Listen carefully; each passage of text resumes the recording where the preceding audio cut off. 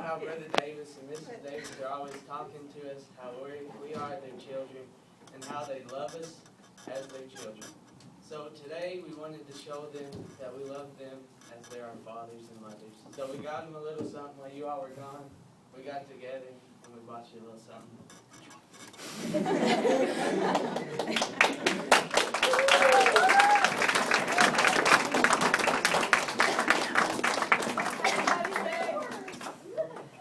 Just a little bit of our appreciation, and we really do thank you all a lot. You're a big part of our lives. And thank you. Happy Father's Day and happy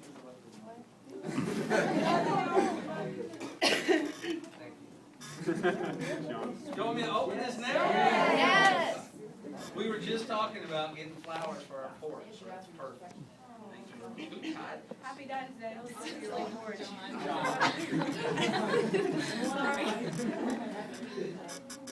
I should have brought scissors. I was just trying That to. whole Boy Scouts thing, I didn't listen to. Yeah, when I was a kid.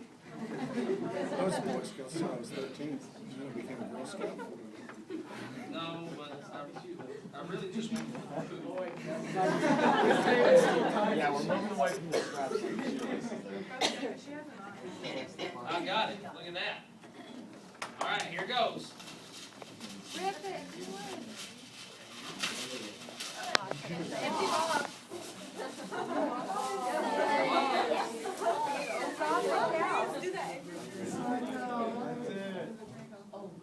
Don't shake it, that's against the rules. It's not safe. I got it. My keys are really sharp. I sharpen them.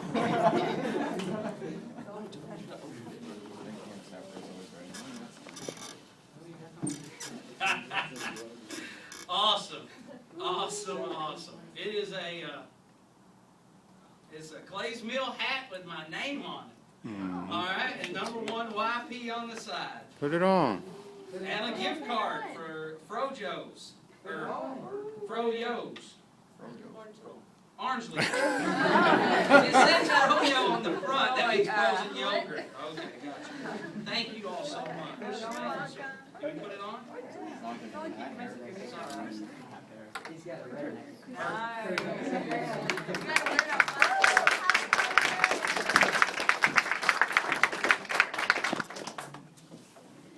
All right. I can't leave it on. I'm real funny using the Bible hat. It's locked properly. We try not to,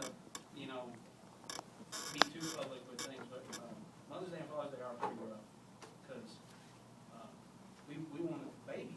We don't have one. We don't know if we'll ever have one. And just recent things and days and stuff, and y'all just don't know that it's perfect time. Perfect time. And the idea or whatever, I mean, it couldn't have came at a better time, not just for Father's Day and all that, but just, I love being your youth pastor, and I don't take it for granted, and I love the opportunity to be able to be a part of your life. And if God doesn't give us kids, I was talking to a lady this week, and I said, she said, well, I'm sure there's a reason and stuff, and a lot of times when you have a bad situation, you guys, as you get older, you'll realize that life isn't peaches and cream all the time, and sometimes things happen that you don't understand, and you don't necessarily like. But I remember a preacher preached one time, and I've heard it my whole life about making the best of a bad situation.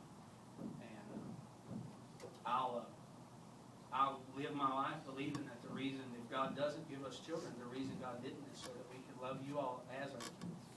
And the things that we would do with our kids, the things that we would get our kids, the things we would put towards our kids, all goes to you. And so maybe if we do have kids, you guys might get jealous.